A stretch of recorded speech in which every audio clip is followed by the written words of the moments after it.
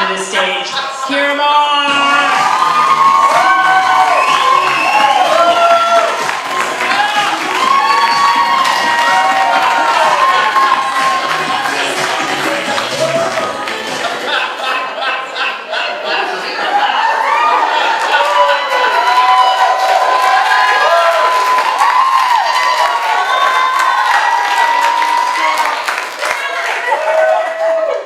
Thank you, that was my time. Hi everyone, I'm Kira and I'm from New York and I come from a really big Irish Catholic family. We're talking so big, my mom is one of 11 children, my dad is one of 12 children, and my grandparents were rabbits. My family is so big that I had to move all the way across the country just to avoid accidentally swiping right on a relative. Tinder out there was like playing a game of Minesweeper. Dangerous game. Coming from such a big Irish Catholic family, we do have, surprisingly, some good traits. We are resilient, we're really hardworking, we are great at being really high-functioning alcoholics. We are the best at repressing our emotions. So, it's no surprise I turned out the way I did. I consider myself to be probably the most type A person that you will ever meet. I call myself type A+. I have to be good at everything that I do. I'm very ambitious. I like to be busy all the time. I am constantly holding in stress poops. It's true, I'm clenching really hard right now. I can't help it, I have to be busy all the time. I have 6 jobs right now, and if my boyfriend wants to spend any time with me, he's got to book it at least 2 weeks in advance. Google Calendar invites, that's my love language. Romantic, I know.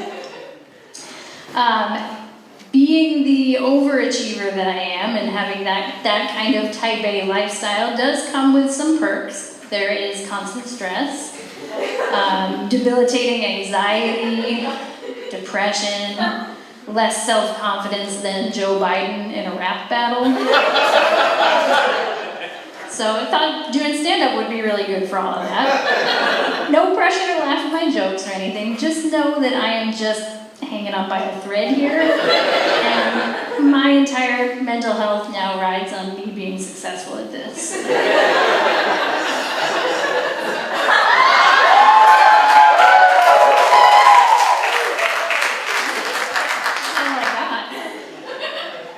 You'll probably be surprised to learn that my therapist said that I needed some healthy stress relief, so I've been going to the gym pretty regularly, and at this point, I don't even go for the workout anymore, I go for the drama.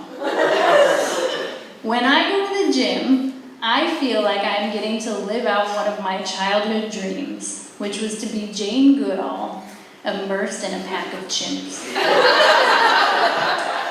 I've had this long-standing paranoia that I am the main character on The Truman Show, and everybody in my life is actors. And the weird shit that the people at the gym do is just feeding that delusion. And by people, I mean mostly men. I'm not talking about the little broccoli haircut porn stash boys at the gym. I saw a couple of you out there tonight. I can't see you now, but I know I saw these one. I'm talking about the real men at the gym. You know, the guys that lift the real heavy weights with really bad form. They're over there doing their bicep curls like this. You gotta put your back into it when you do it. And I feel like the men at the gym are just constantly doing weird shit to make women uncomfortable. The other day, I'm on my elliptical machine, I'm working up a sweat, being the basic white bitch that I am, and in walks this tiny bald man sporting a Second Amendment shirt. It's a long sleeve shirt. He wouldn't dare bare those arms at the gym.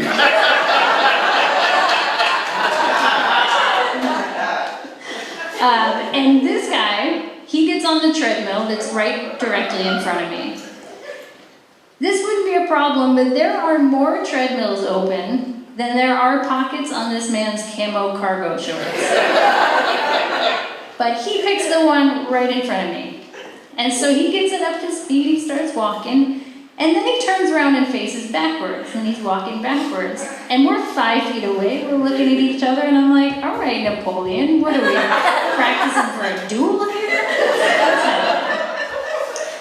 And I didn't bring any weapons, aside from my resting bitch face. So I just hit him with direct, unbroken eye contact. I'm ready. He makes it about 20 paces before he stops the treadmill, hops off, and retreats. So much for stand your ground.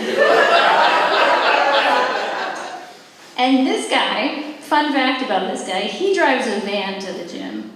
And I know it's his van because of the bumper stickers that say things like, "My AR-15 identifies as a musket," and "Keep honking, I'm reloading." Nothing says a real tough guy like a good old passive-aggressive bumper sticker. And this guy, little Captain America, he has never once managed to park his van correctly. He's always taking up at least 2 spaces. And I'm gonna be honest, I have a feeling that man overestimates the size of a lot of things.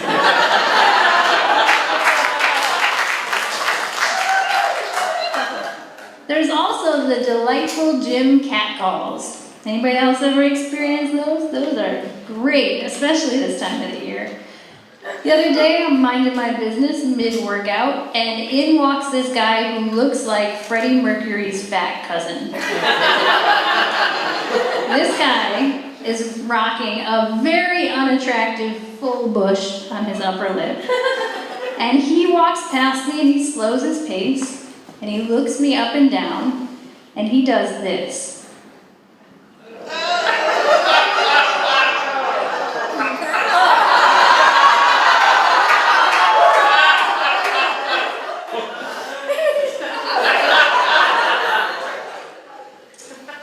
Now, I'm not sure if that's directed at me, or if he's just testing out the flavor saver to see what's left of breakfast. But lucky for me, our little rendezvous wasn't quite over yet, because Fat Freddy chugs some chocolate milk, and then he hops on the treadmill next to me. He cranks that baby up to warp speed. His legs are churning, the sweat's flying, the treadmill's trembling beneath his weight. His athletic prowess is on full display for a breathtaking 20 seconds. Before he nearly flies off the end. Just barely gets his hand on that red emergency button to stop him. Just escaped biting the dust. I'll give him this. It was a creative interpretation of speed dating. Nothing says relationship material like a guy that can go hard for 20 seconds. Thank you. I'm Kira, and justice for Sniff.